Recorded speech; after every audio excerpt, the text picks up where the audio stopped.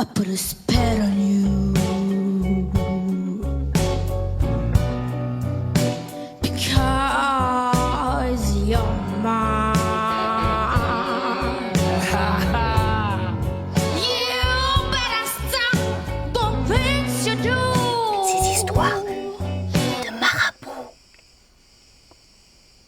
À ce qu'il paraît, pour ceux qui croient qu'il y a quelque chose derrière les apparences, notre milieu de terrain, Paul Pogba, a fait preuve de malveillance et a manqué de clairvoyance en faisant appel à un sorcier pour envoûter Kylian Mbappé, lui ôter toute virtuosité.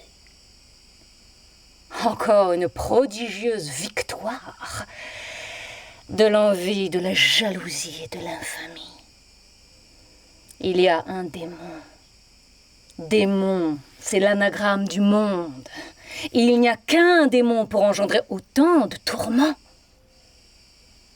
C'est l'argent qui rend méchant, bête et méchant. Celui qui n'a jamais croisé le chemin du bienfaisant. Mbappé a raté il n'y a pas longtemps un tir au but qui a disqualifié la France. Mbappé a re-signé au PSG au lieu de filer vers la plus prestigieuse équipe du monde. Mbappé se dispute comme un gamin avec Neymar pour savoir lequel est le plus mesquin des deux. Mais Mbappé n'est plus celui qu'il était, doué, éclairé. Il est désormais un jouet entre les mains d'un sorcier, d'un envoûteur payé pour l'empêcher de rayonner. Il lui a jeté un sort pour qu'il cesse d'être le plus fort. Et même les plus incrédules commencent à y croire. Qu'est-ce qu'un marabout?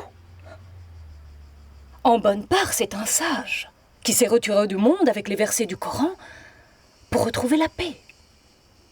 Mais en mauvaise part, c'est un mage qui fait de la magie noire et qui sait comment se propage le mal.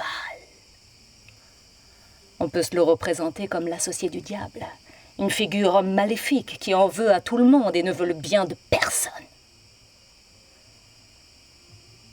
Pour un musulman digne de ce nom, plus on s'éloigne de Dieu, et plus on se met à la portée du shaitan et de ses cures obscures. Mais le mal ne peut avoir d'impact que sur celui qui le veut. Il n'envoûte que celui qui l'écoute et ne l'écoute que celui qui fait une sortie de route, c'est-à-dire celui qui doute. Aman, aman, aman.